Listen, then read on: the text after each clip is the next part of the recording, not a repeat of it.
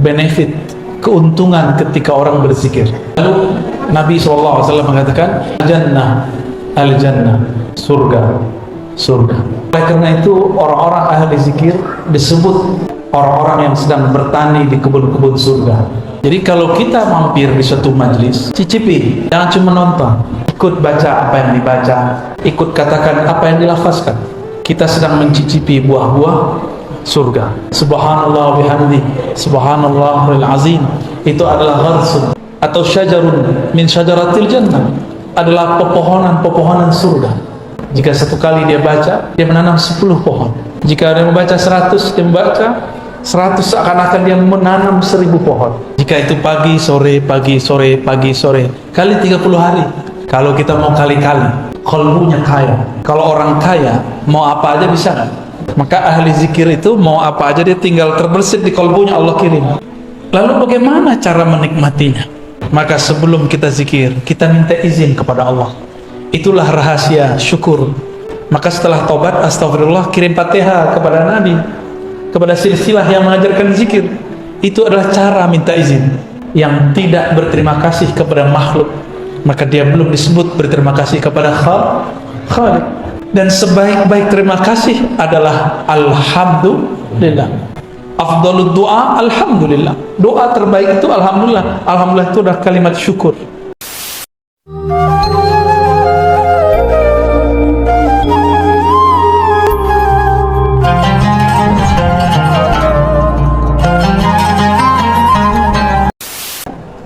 Assalamualaikum warahmatullahi wabarakatuh.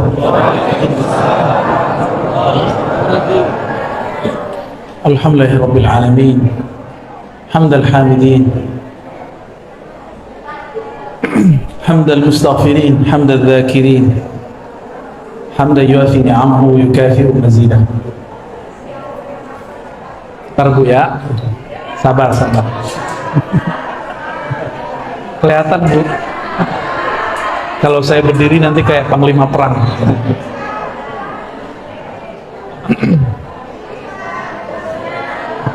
Ya, mari kita mulai dengan baca surah Al-Fatihah. Iya, kenal.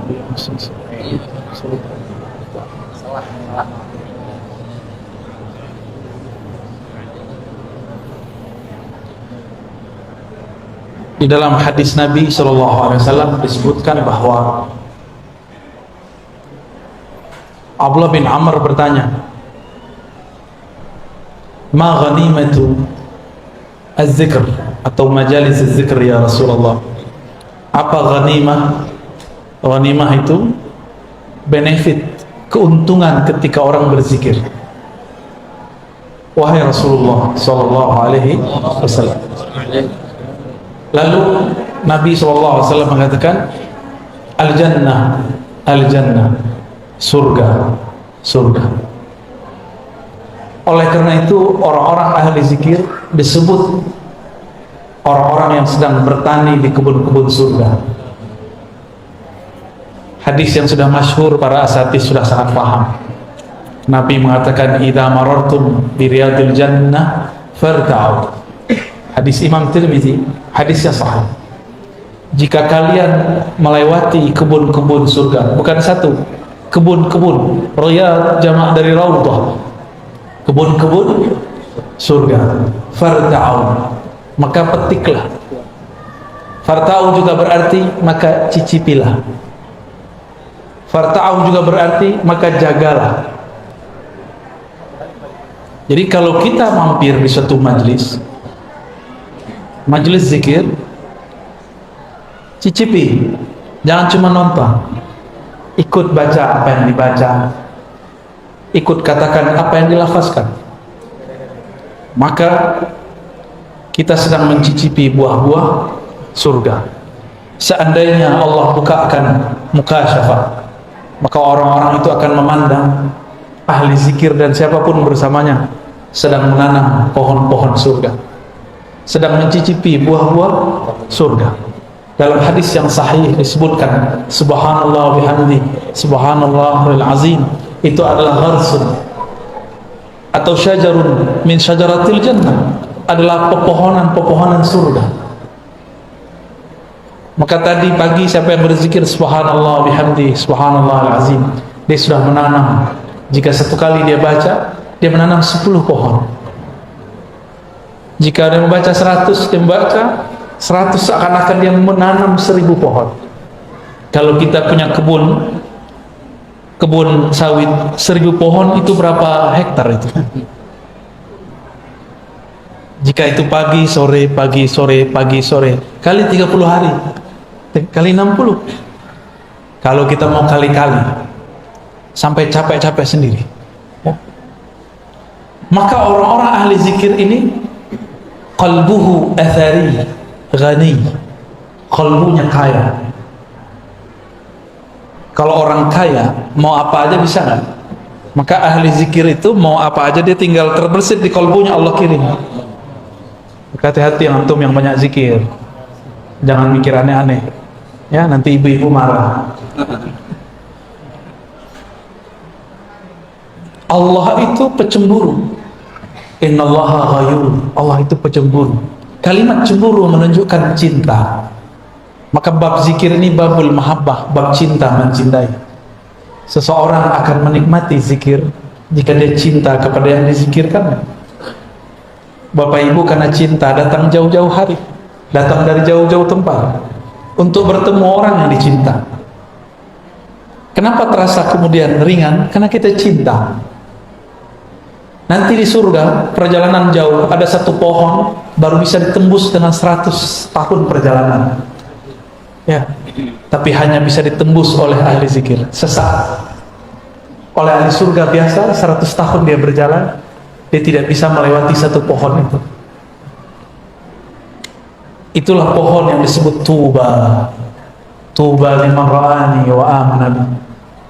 Tuba dapat keagungan, kelembutan, keharuman, naungan pohon-pohon surga. Bayang-bayang pohon ini sudah terasa sampai ke dunia. Siapa yang menghidupkan majelis zikir, maka di rumahnya, di jalannya, di masjidnya, di halaqahnya, di suraunya, itu akan ada bayang-bayang pohon tuba ya. Itu sebabnya banyak orang ingin mendatangi pohon itu, karena itu adalah puncak dari taman-taman surga. Maka tiada tempat orang berzikir di situ kecuali orang datang ingin berlatih di sana. Tapi inti dari tempat surga itu, tempat surgawi, bukanlah fisik, bukanlah masjid dengan bangunan yang megah, tapi ada sosok yang qalbunya senantiasa menyebut nama Allah. Jadi sebenarnya taman surga itu ada di qalbu seorang mukmin. Qalbul mu'min baitullah, begitu kata ulama. Qalbu mu'min adalah rumah tempat mengingat Allah Subhanahu wa ta'ala. Gimana? Qalbunya sudah jadi rumah Allah belum? Rumah fulus ya? Kalau masih jadi rumah fulus, lelah. Hatta ustadz dia lelah. Maka jadikan rumah Allah itu yang pertama qalbu. Fisik ini tergantung qalbu. Dulu saya belajar zikir di surau, masih surau kayu. Kayunya pun bukan kayu mahal, kayu bekas-bekas, nggak kepake di luar, kita tambal untuk surau kita. Tapi di situ banyak orang yang bisa berzikir, dan tempat itu dirindui. Kenapa tempat itu dirindui? Karena tempat itu punya kenangan, kami diajari oleh ahli zikir. Ternyata ada kabar gembira. Setiap kali kita mencari majelis-majelis zikir, ternyata itu adalah sifat-sifat malaikat yang ada dalam diri. Dalam hadis Imam Bukhari, Muslim, Abu Dawud, Tirmizi dengan riwayat yang beragam, kita ambil satu redaksi. Nabi SAW mengatakan, Inna lillahi malaikatan tawafun. Di riwayat kedua, Inna lillahi malaikatan sayyaratan fudula. Allah mempunyai malaikat-malaikat yang berkeliling. Fudula. Mereka berbeda dengan malaikat raqib dan atid. Mereka tambahan, malaikat yang di luar raqib dan atid.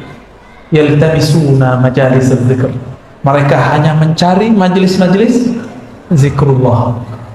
Salah satu majelis zikrullah adalah majelis ta'lim yang majelisnya membuat kalbu teringat kepada Allah Subhanahu wa ta'ala. Banyak sekarang majelis ta'lim isinya bukan ta'lim, tapi tal'in, melaknat, tabdi', membidah-bidahkan, mukhasamah, saling bermusuhan, ghaibah, menggibah orang, merendahkan kelompok yang berbeda dengan dia. Itu bukan majelis yang dicari malaikat ini. Malaikat ini hanya mencari majelis-majelis yang kalam murabbinya, gurunya, syekhnya, tuan gurunya mengingatkan kita kepada Allah Subhanahu wa ta'ala. Satu malaikat dicipta, Allah kasih kepadanya satu zikir, atau dua zikir, atau tiga zikir, atau banyak zikir. Yang paling banyak adalah Sayyidina Jibril. Sebenarnya di samping Sayyidina Jibril dulu ada namanya Azazil, dia juga banyak zikir. Cuma sayang, dia berzikir dengan nafsu, ingin jadi wali, ingin jadi orang sakti, ingin jadi orang terbaik dengan zikirnya. Maka kemudian dia dipecat dari kalangan malaikat. Jadi malaikat ada yang dipecat, itu Azazil. Ada yang Harut Marut, itu baru beberapa kisah malaikat. Masih banyak malaikat-malaikat yang lain. Tapi si Azazil diangkat untuk bisa memimpin surga, itu juga karena zikir. Jadi jika ingin jalan-jalan ke surga, banyak-banyaklah zikrullah. Ya. Apa tanda aroma surga sudah masuk ke dalam diri? Ketenangan dalam jiwa sudah masuk. Berarti sebenarnya sudah pindah alam. Cuma kita masih merasa di sini. Itu yang disebut dalam hadis Imam Muslim. Ma min qaumin yaqa'adu fi maq'adin. Tidaklah ada sekelompok orang berduduk di suatu majlis. Yazkuruna Allah. Mereka sebut-sebut nama Allah. Mereka berarti berjamaah. Mereka berjamaah. Kecuali hafat bihimul malaikah. Maka malaikat yang tadi yang disebut malaikat sayyar, malaikat yang mirip seperti mobil, cuma dia bersayap, terbang kemana-mana, hafat, akan menghubungi mereka. Dalam hadis Imam Muslim dikatakan mereka antri berlapis-lapis sampai ke langit sana. Jadi kalau makanya tadi kita buka kajian Al-Fatihah, itu cara menghimbau malaikat tadi. Mereka lagi banyak tuh sampai ke atas. Teman tuh nggak lihat kan? Kalau lihat pada kabur paling, pingsan paling. Ya, ngelihat ada orang bersayap kan pusing. Ya. Apabila mereka ketemu, maka dia berteriak kepada malaikat yang sedang mencari di ujung bumi sana. Halummu ila hajatikum. Ayo, ini tempat hajatmu, tempat orang berzikir.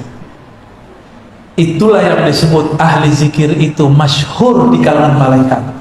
Baru dia masyhur viral di YouTube. Ngapain viral di YouTube kalau nggak masyhur di kalangan malaikat? Di alam malakut. Jadi channel malakut dulu terkenal, baru channel YouTube. Ya, YouTube nggak masuk ke alam, itu alam maya itu. Tapi kalau malakut, di sana ada zikir berlapis-lapis. Sampai ke langit pertama, kedua, ketiga, keempat, itu malaikat zikir semua. Jadi Nabi ketika dia naikkan ke atas, beliau mendengar ada malaikat berzikir, subhanallah bihamdihi subhanallahil azim. Diturunkan jadi zikir pagi sore, jadi zikir yasinan. Jadi kita zikir begitu sedang meniru para malaikat. Maka ini kabar gembira bagi teman-teman sahabat, Bapak Ibu yang datang ke majelis zikir. Berarti nur malaikat dalam diri kita sudah hidup dan sudah aktif. Bedanya kita tidak bersayap, mereka bersayap. Kita masih butuh makan, mereka nggak butuh makan. Ini hari aktif, jam kerja, kita meninggalkan kerjaan untuk mencari makan karena ingin memberi makan kepada qalbu dan ruh. Maka Allah bertanya kepada malaikat ketika dia naik, padahal Allah lebih tahu apa yang terjadi sebenarnya. Wahai malaikatku, sedang apa hamba-hambaku engkau tinggalkan? Apa jawaban mereka? Yukabbiruna, mereka sedang memuji engkau. Yumajjiduna, sedang membesar-besarkan engkau. Yuhalliluna, sedang mentahlilkan engkau. Itulah dalil tahlilan. Yuhallilun, mereka bertahlil. Dan tidak disebutkan di hadis itu tahlil mau acara apa bebas. Yang penting tahlil. mau tahlil lagi kematian, mau kehidupan, mau kelahiran, mau syukuran, terserah. Mau ba'da sholat, di luar sholat, tidak ada pembatasan. Allah tidak membatasi. Kenapa ada orang membatasi? Ya. Maka selamat jadi ahli tahlilan. Ya. Bukan hanya bawa berkat, berkat itu cuma untuk perut. Nama kita disebut-sebut di sana. Apa kata malaikat? Si fulan, walaupun dia ngantuk-ngantuk, dia zikir ya Rabb. Si fulan, dia tinggalkan kerjaan ya Allah untuk menghadiri majelis ya Allah. Si fulan, istrinya ngambek ya Allah karena suaminya suka majelis ya Allah. Si fulan, si fulan, si fulan, itu diadukan semua ke Allah. Disitulah Allah ridho kepada hambanya. Ya, selamat, selamat antum berpolemik di rumah. Kalau sudah jadi ahli zikir, sudah suka majelis zikir, harus lebih sayang kepada pasangan. Boleh galak kalau pulang. Kalau pasangan kita bilang, keluar mulu, jangan diketusin lagi, dia sudah kesepian. Ya, ekspresikan sayang kita kepada hamba-hamba Allah. Pertanyaan pertama kali kepadanya. Ahli zikir harus lebih sayang kepada pasangannya daripada orang yang tidak suka berzikir. Karena Allah mengatakan, irhamu fil ard yarhamukum man fis sama. Sayang yang di bumi, sayang maka engkau akan disayang yang di langit. Ya, jangan galak-galak sama istri ya. Ini ibu-ibu, jangan galak-galak sama suami. Kalau perempuan, suaminya minta, "Dek, kamu di rumah," maka yang afdal di rumah. Ya, tapi kalau suami, "Mas, Bang," kalau di sini panggil Bang ya. "Bang, di rumah aja Bang." Sabar Dek, kan kita udah pasti akan nikah, udah gak kemana-mana Bang. Abang mau cari Nur biar tambah sayang sama adek. Gombal. Itu gombalnya Dr. Thohir itu. Lalu bagaimana cara menikmatinya? Kalau ada gelas, ada air, tapi di gelas itu ada kotoran, bisa nggak saya menikmati air? Maka cara pertama menikmati zikrullah, bersihkan tempat minumnya, bersihkan mulut kita, anggota tubuh. Berani nggak kalau lagi junub masuk masjid? Imam Ibnu Athaillah As-Sakandari, penulis hikam, menyebut orang yang lalai zikrullah disebut junub ruhani, dan itu harus ditobatkan. Astaghfirullah, istighfarnya bukan dari dosa zahir, istighfarnya dari dosa lalai kepada Allah Subhanahu wa ta'ala. Kalau orang awam menganggap zikir itu sunat, enggak. Kalau bagi ahlul haqiqah, zikir itu wajib. Karena dalilnya, wala takun minal ghafilin. Surat Al-A'raf ayat 205 ya. Janganlah engkau menjadi orang yang lalai. Berarti lalai itu haram. Lalai itu haram. Maka ulama kita buat teknik zikir. Ada zikir 1000, 100, 1000, 5000, 70.000, sampai zikir tidak ada hitungan lagi. Jadi pertama bersihkan dulu gelasnya, ya. Kita sebut taubat. Udah bersih, semuanya udah bersih. Tapi makan di rumah orang nggak izin, nikmat gak? Maka izin dulu, siapa yang punya air ini? Ada. Siapa yang punya zikir ini? Allah. Maka sebelum kita zikir, kita minta izin kepada Allah. Itulah rahasia syukur. Maka setelah tobat, astagfirullah, kirim Fatihah kepada Nabi, kepada silsilah yang mengajarkan zikir. Itu adalah cara minta izin. Kenapa? Man lam yashkurin nas lam yashkurillah. Yang tidak berterima kasih kepada makhluk, maka dia belum disebut berterima kasih kepada Khaliq. Dan sebaik-baik terima kasih adalah alhamdulillah. Afdalud doa alhamdulillah. Doa terbaik itu alhamdulillah. Alhamdulillah itu adalah kalimat syukur. Sering gak kirim Fatihah untuk guru? Sang Maha Guru Rasulullah Sallallahu Alaihi Wasallam, kirim untuk beliau. Terkhusus untuk Nabi ditambahkan salawat. Hadirkan Hubungkan kolbu kita dengan kolbu Rasulullah sallallahu alaihi wasallam, akal kita dengan akal Rasulullah, lisan kita dengan lisan Rasulullah, jasad kita dengan jasad Rasulullah. Hubungkan semua ini disebut rabitah, ikatan rabitatul Muhammadiyah. Ini yang disebut kul in kuntum tuhibbunallah fattabi'uni. Jika engkau cinta kepada Allah, ikut aku. Maka tubuh kita amalnya ikut amal Nabi, akal kita ikut cara fikir Nabi, kalbu kita ikut zikirnya Nabi sallallahu alaihi. Karena kita tidak semasa dengan Rasulullah, maka Nabi mengatakan tuba liman ra'ani wa amana bi, summa tuba liman ra'a man ra'a sampai 7 kali, 7 marrat. Beruntung yang melihat aku, percaya kepadaku. Beruntung yang melihat orang yang melihat aku, yang melihat. Jika diteruskan, ini sudah generasi ke 20 sekian atau 30 sekian. Beruntung orang yang memandang gurunya, gurunya memandang gurunya, gurunya memandang gurunya, gurunya memandang Rasulullah sallallahu alaihi wasallam. Syukur-syukur gurunya bermimpi ketemu Rasulullah. Syukur-syukur gurunya diizinkan memandang Rasulullah dalam keadaan yaqظah, dalam keadaan jaga. Maka antum pandang dia. Sungguh tuba, beruntunglah orang itu. Itulah rabithah hakiki. Ditanya Rasulullah sallallahu alaihi wasallam, "Man auliyaullah?" Siapakah kekasih Allah? Beliau menjawab, "Man idza ru'dzukirullah." Orang yang jika engkau pandang membuat engkau mengingat Allah.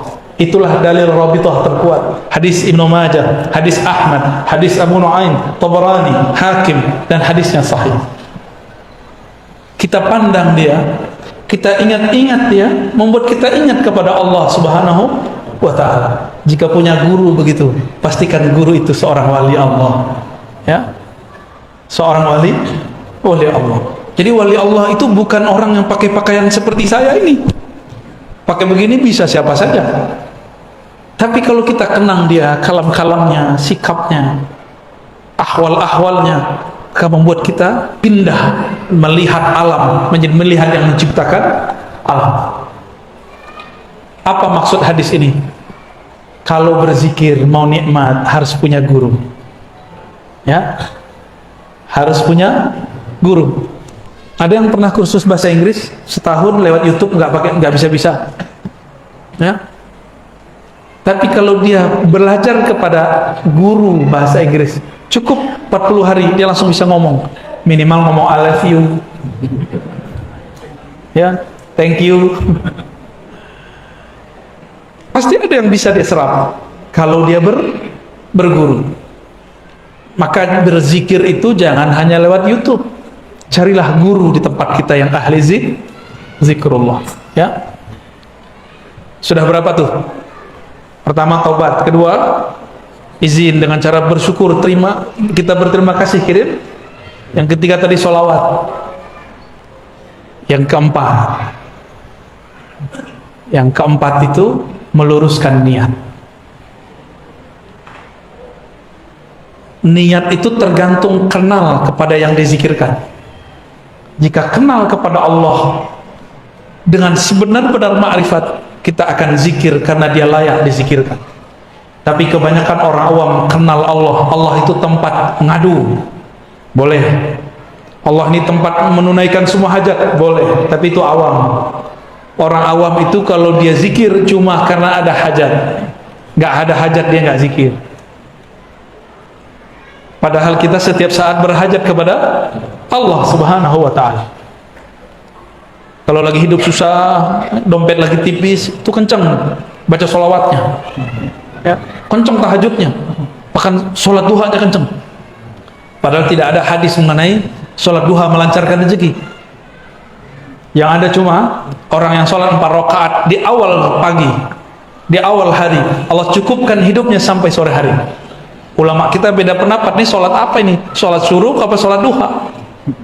Ya, benar Ustaz ya?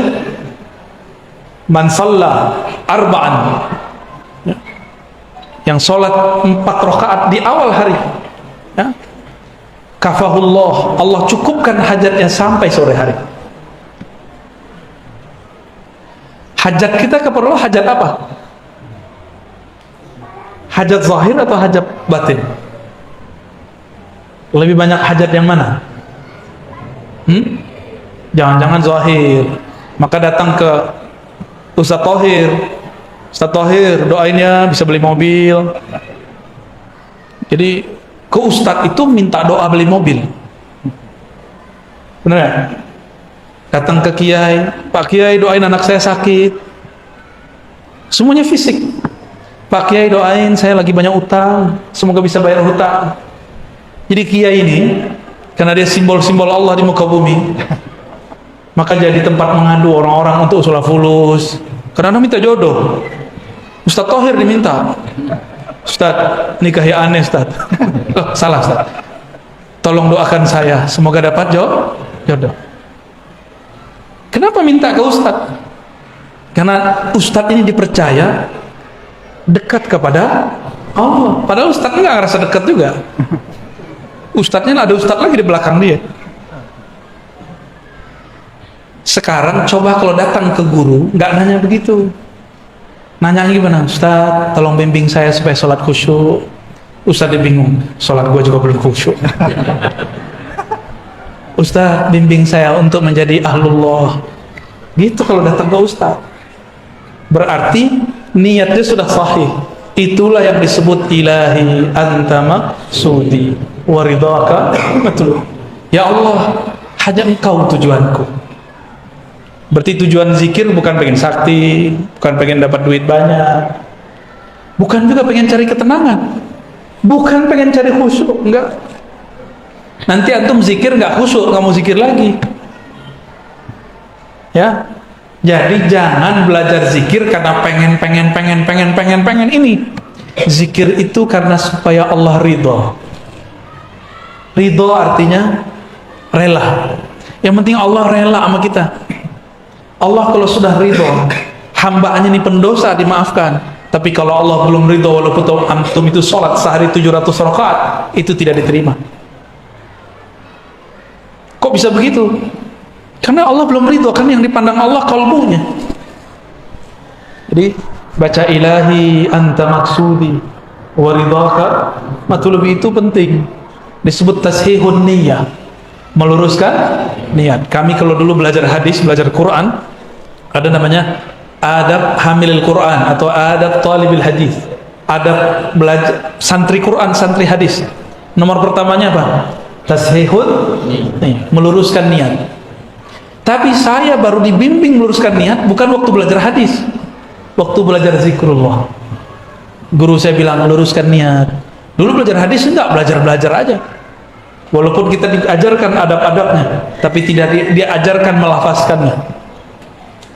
Diajarkan guru zikir, nikmat tidak nikmat ridho, khusyuk tidak khusyuk tetap ridho. Bisa nggak begitu?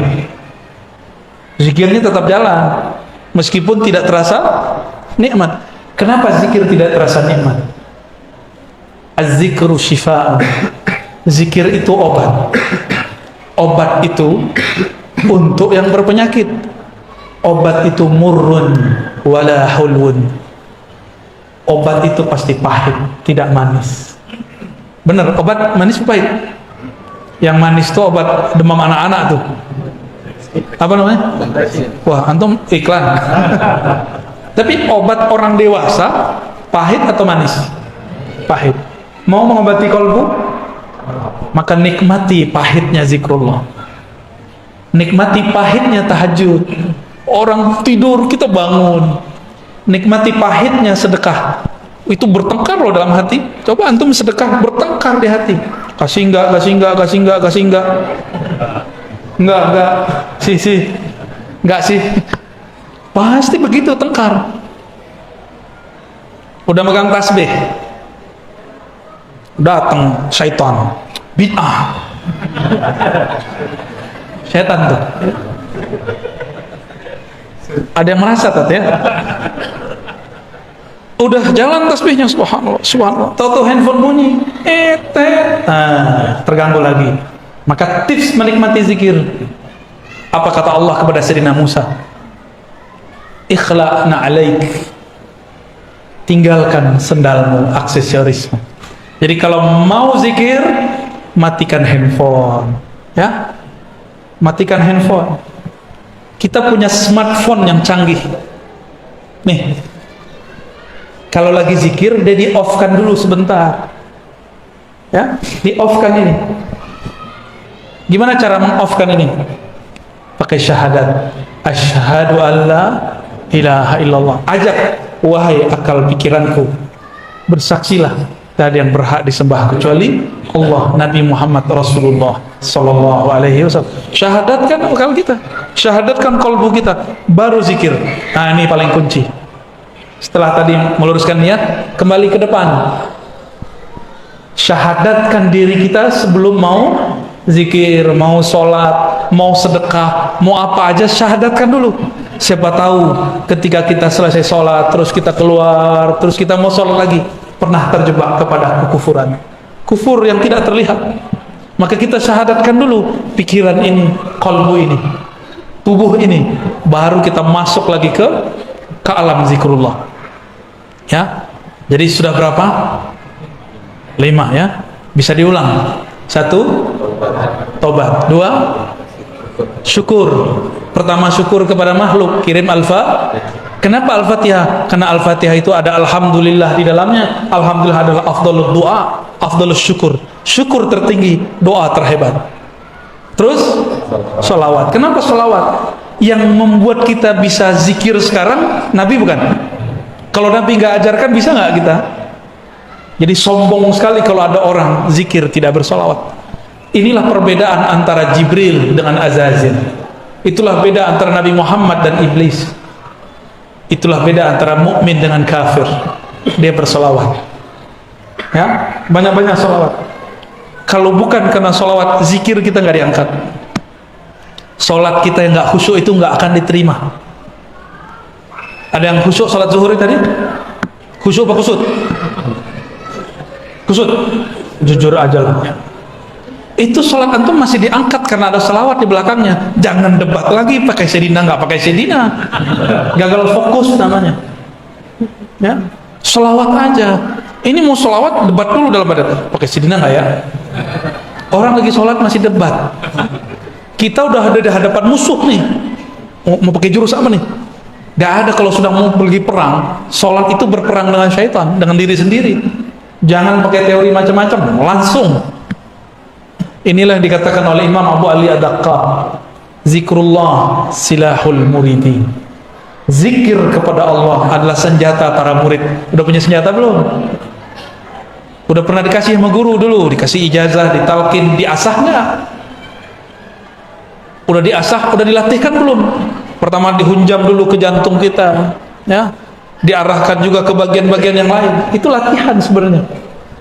Latihan mengelola jurus-jurus zikrullah, langkah-langkah zikrullah di dalam diri, supaya denyut jantung dia juga berdenyut, nafas naik dia juga dihirup, nafas keluar dia juga ikut keluar. Baru bener nanti ketemu Dajjal aman. Ini ketemu mau latihan sama Dajjal, latihan panahan nggak cukup. Itu panahnya patah dulu sebelum nyampe. Sekarang kalau mau latihan panahan, latihan aja. Jangan niat mau perang sama Dajjal, nggak cukup. Mau perang sama Dajjal, latihannya latihan ma'rifatullah, latihan mengenal Allah Subhanahu wa taala. Maka main panahnya juga harus dengan zikrullah. Coba nih yang suka main panahan, kena hampir ke tengah, ada perasaan girang, pasti itu karena manahnya nggak nyebut nama Allah. Ada thariqat memanah, ya, main manah-manah aja antum ya. Berkuda juga ada. Itu benar, nanti di akhir zaman perang itu perang fisik, semuanya fisik. Tapi bukan di fisik itu intinya. Intinya ada di dalam non fisik, rohani kita kepada Allah Subhanahu wa taala. Terakhir Nabi sallallahu alaihi wasallam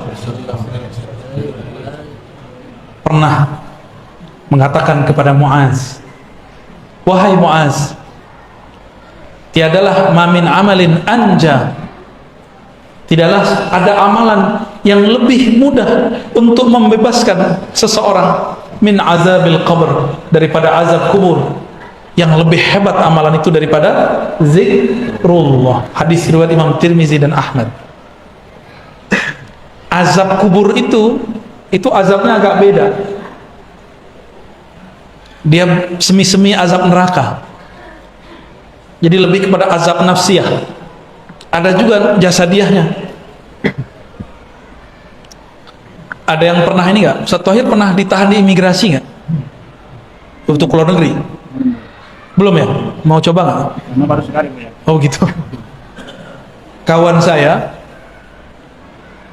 waktu masuk ke Israel ditahan. Itu Ustadz. Wajahnya langsung berubah. Untung nggak buang air kecil berdiri. Itu Ustadz aja hilang saktinya lagi diperiksa. Sama, ini mau Ustadz, mau kiai, mau tuan guru, mau mursyid, masuk ke alam kubur, gemeteran juga ketemu munkar dan nakir. Maka Nabi mengatakan, kalau orang ini kenal Allah, pertanyaan munkar nakir apa? Man rabbuka? Siapa Rabbmu? Nggak ditanya, ente mursyid. Nggak ditanya, ente khalifah thariqat. Nggak ditanya, thariqat ente 10 ya? Nggak ditanya. Nggak laku di sana. Ente hafiz 31 juz ya? Juz ke-31-nya juz Al-Qoqat. Ada juz duren kalau di sini ya? Enggak ditanya. Yang ditanya siapa? Man rabbuka? Tuhan kamu siapa? Rabb itu artinya Tuhan. Kamu bertuan kepada siapa hidupmu? Kamu menghambakan dirimu kepada siapa? Kamu hafal Quran untuk siapa? Kamu zikir untuk siapa? Kamu ngaji untuk siapa? Kamu kerja untuk siapa? Ini coba nih, berangkat pagi jam 6, pulang jam 6. Berarti udah 12 jam kita untuk selain Allah.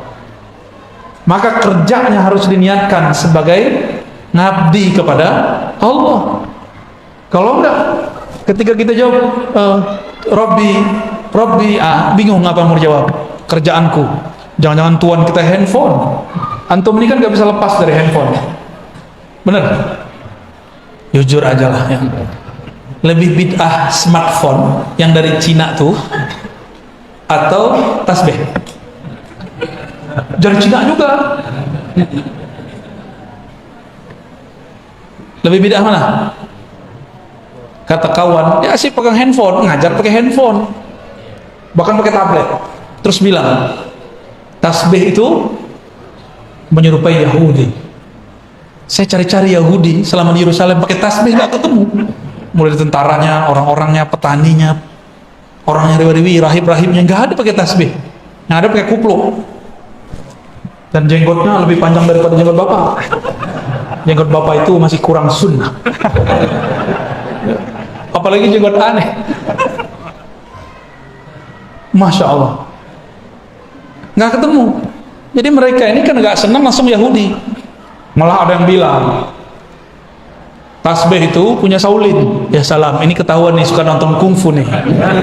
Kayaknya itu lebih bid'ah daripada main tasbih.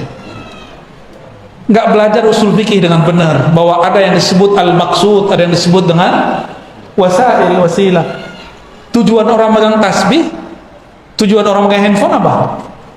Lebih mulia mana? Tasbih. Rasulullah nggak pernah pakai tasbih. Oh, kita bisa papas ini kalimat. Rasulullah baca Quran pakai mushaf nggak? Mushaf alat tasbih sama. Orang Yahudi baca kitab mereka pakai mushaf nggak? Lembaran nggak? Pakai. Lebih mirip dong. Disebut ahlul kitab kan mereka? Ahlul kitab. Antumnya ahlul kitab semua nih berarti. Jadi mikir-mikir kalau mau bilang serupa. Ternyata ijazah sanad tasbih bersumber dari Sayyidina Al-Hasan Al-Basri, murid Sayyidina Ali, lahir di masa Sayyidina Umar. Al-Hasan lahir di Hijaz, di Madinah, tapi besarnya di Basrah. Berguru kepada Sayyidina Ali. Nah, syaitan gak mau diam, maka dia bisikkan ulama-ulama yang di dalam hatinya tidak ada takut kepada Allah. Kamu cari alasan bahwa Hasan Al-Basri tidak pernah berguru kepada Ali. Maka ada pembahasan mereka, inqita'ul Hasan Al-Basri wa Ali, keterputusan Hasan Basri dan Ali. Tapi dibantah oleh ahli hadis Imam Ibnu Hajar Al-Asqalani bahwa Al-Hasan Al-Basri benar-benar berguru lama kepada Sayyidina Ali karamallahu wajhah. Jadi pakai tasbih dari siapa? Al-Hasan dan kami meriwayatkannya dari guru kami, dari gurunya terus sampai kepada Sayyidina Al-Hasan Basri, bersambung kepada zaman Imam Tabi'in yang digelar dengan Sayyiduz Zahidin, sayyidnya orang-orang zuhud. Itulah gelar Imam Hasan Al-Basri. Ya. Itu tasbih itu ada sanadnya, kita serban aja kita ada sanadnya, cuma saya belum pakai. Ya, bentar lagi lah ya. Jadi sekarang kita skip dulu ijazahnya. Kita simpen dulu. Megang jenggot aja ada ijazahnya. Jadi yang belum jenggot nih, panjangin dikit Pak. Ya. Nanti kalau kita ke Medan lagi kita ada ijazah jenggot, megang jenggot. Ada ijazahnya. Maka beliau tuh yang paling sunnah di situ tuh ya. Mana jenggot antum? Kita berjenggot bukan pengen disebut salaf. Kita berjenggot karena Nabi kita berjenggot. Tapi kalau antum nggak mau berjenggot nggak apa-apa. Cukup katakan beberapa guruku tidak berjenggot. Boleh ngomong gitu. Ya, bukan berarti melanggar sunnah Nabi Sallallahu Alaihi Wasallam. Inilah lebih kurang pengantar tentang bagaimana cara menikmati zikrullah. Jangan fokus kepada yang zahirnya, mulailah masuk kepada yang batinnya. Nah, semua itu nanti disebut dengan kaifiyat zikir. Coba tanya semua mursyid, semua guru yang saya jelaskan itu nanti ada pada mereka. Cuma beberapa mursyid kadang tidak bisa menjelaskan ini itu kaifiyat, mana dalilnya. Ya, mereka cuma tahu dalil merasakan zauq. Cobain, rasain, itu dalilnya. Ya, itu dalil mereka. Sebenarnya dalil itu lebih kuat. Sayangnya orang awam kadang-kadang tidak paham. Ya, barangkali itu dari kami. Silakan kalau ada yang mau dikonfirmasi, ditanya. Ya, tafadhal. Baik, kepada Bapak Ibu yang ingin bertanya, masih ada waktu 20 kita sampai insyaallah dunia akan langsung ke pertanyaan. Satu yang terakhir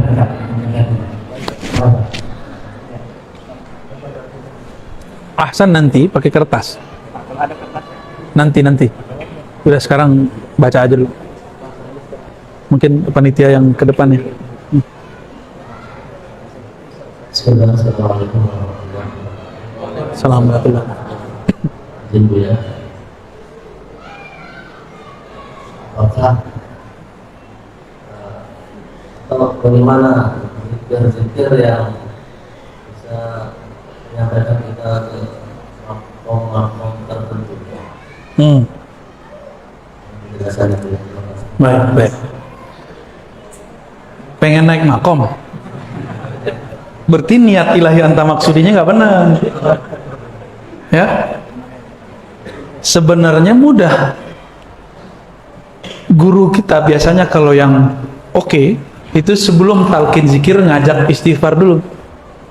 Sebelum istighfar disuruh dulu mandi taubat, disuruh sholat taubat, ingat mati sebelum mati, lalu dilafazkanlah istighfar. Biasanya dibimbing cara baca istighfarnya. Di saat antum dibimbing oleh guru baca istighfar, lalu memaknai kalam-kalam istighfar, sedang ditarik sama guru ke makom taubat. Tergantung nih tobatnya tobat apa, zahir apa batin. Maka makom tobat ini juga lapisannya banyak. Yang zahir ada 7, yang batin juga ada 7. Anggota kita yang besar kan 7, yang batin juga 7. Mulai dari syirik, sombong, sampai kepada ujub, hasad, iri, dengki. Itu diistighfarkan semua. Jika ada getarannya, berarti kita sudah masuk ke alam makomat taubah. Ya, dan itu beda-beda per masa. Setelah makom tobat ada namanya makom syukur, ada namanya makom sabar. Makom syukur itu dengan mengirim Fatihah kepada guru. Itu makom syukur. Di luar zikir kita sedekah kepada orang, memberi hadiah kepada guru. Sering-sering hadiah, kasih hadiah ke guru. Ya, kalau guru farhan, senang, maka makomat-makomat terbuka. Ya, karena makomat itu khazanah dalam dirinya, dia punya kunci-kunciannya. Kalau dia senang, dia akan doa, ya Rabb, tolong panggil muridmu ini, hambamu ini kepada. Kalau gurunya wali ya, kalau gurunya nggak wali nggak bisa. Tapi memberi aja udah cukup. Begitulah terus, ada makomat, makom syauq, makom mahabbah, itu ada makomnya semua. Itu yang diturunkan lewat kaifiat zikir. Cuma sayang, kaifiat tinggallah kaifiat zikir, tata cara jadi tata cara, tapi tidak tahu makomat yang tersimpan di dalamnya. Maka banyak orang jadi mursyid belum pantas jadi mursyid. Tapi karena gurunya udah pusing, aku mau mati, siapa lagi yang melanjutkan, ku udah ijazahin aja. Harapannya dia nanti menyempurnakan kemursidannya kepada mursyid yang lain.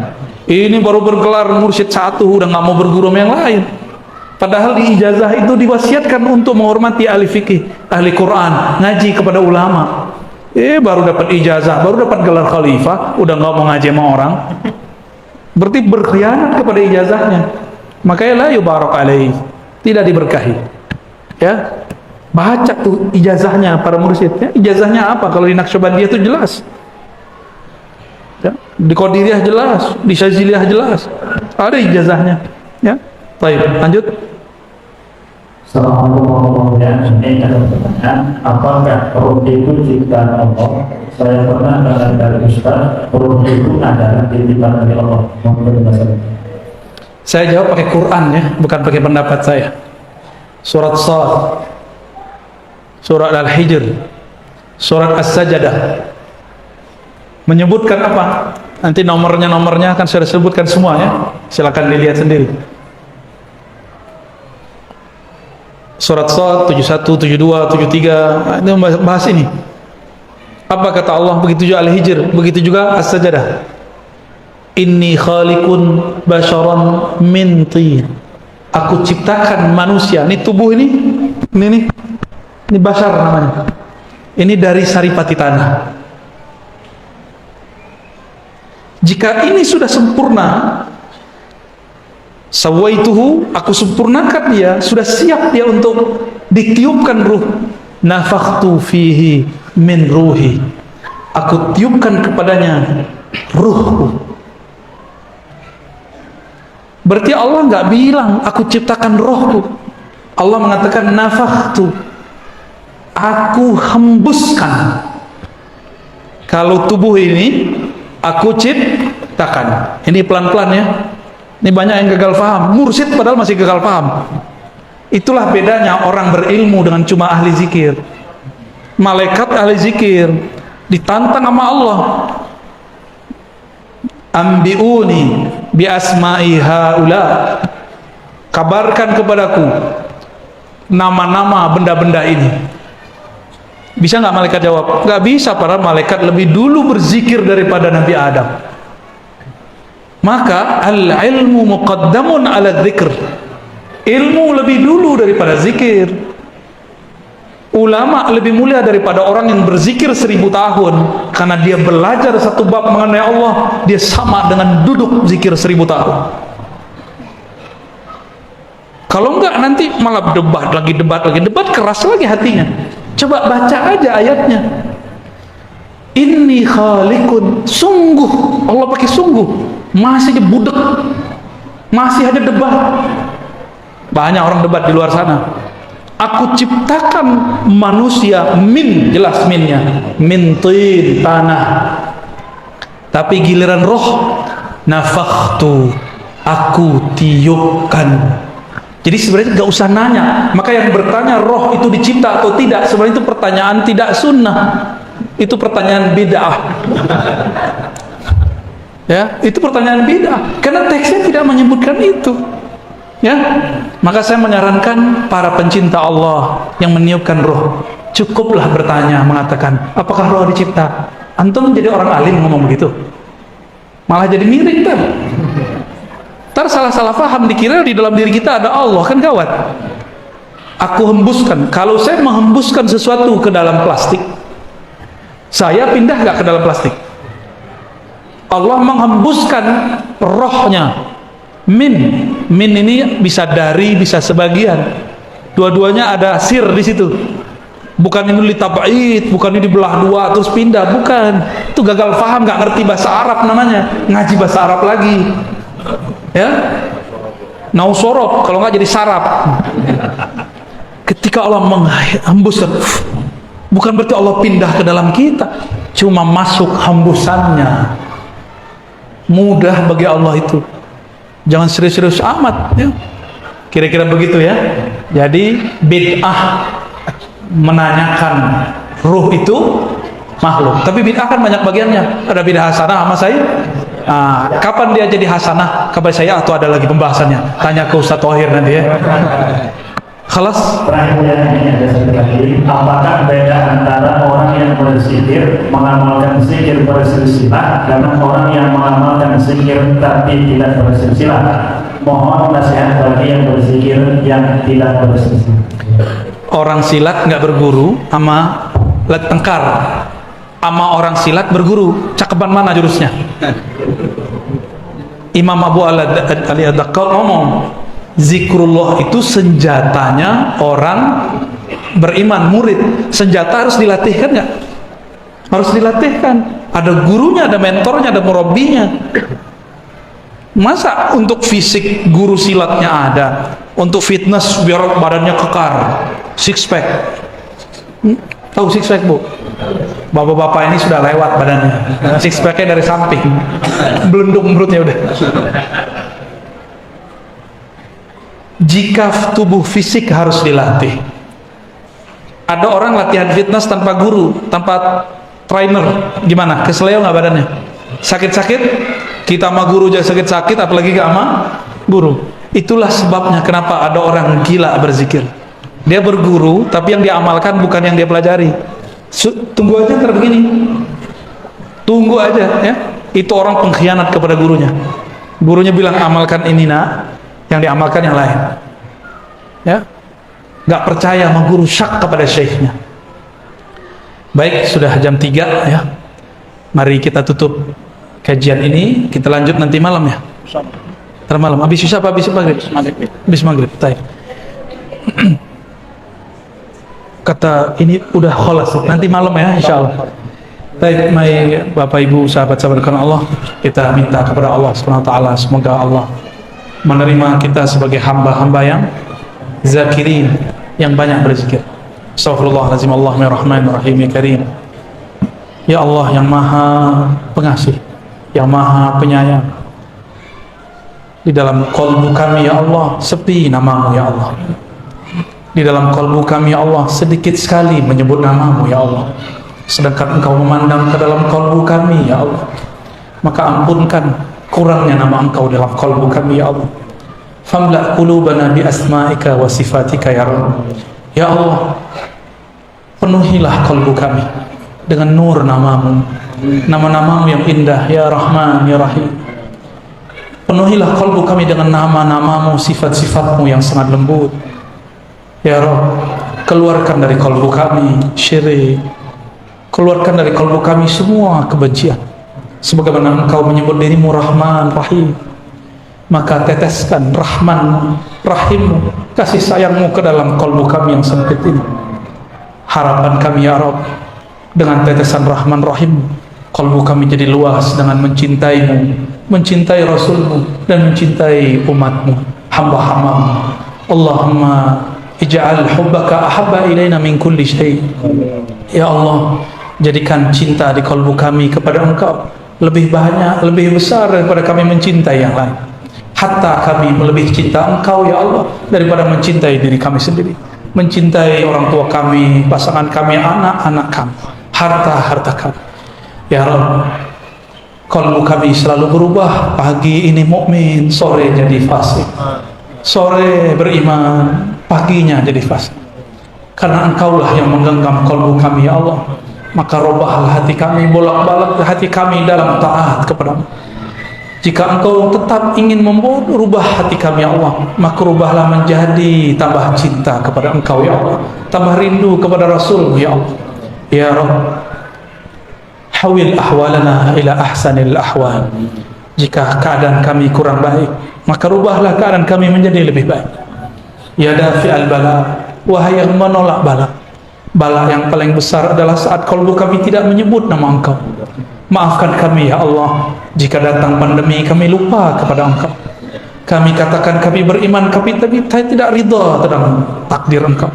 Maka jadikan kami radhina bi qada'ika ya Rabb. Jadikan kami ridha kepada takdir-Mu ya Allah. Baik takdir pandemi ataupun takdir tidak pandemi, takdir kaya ataupun miskin, takdir nikmat ataupun tidak nikmat. Di tangan-Mu, biyadika ya Rabb, kullu syai, segala sesuatu. Allahumma rabbana atina fid dunya hasanah wa fil akhirati hasanah wa qina adzabannar wa khtim lana bil khairat waj'alna minal mufarridin az-zakirin. Amin ya rabbal alamin walhamdulillahi rabbil alamin. Mohon izin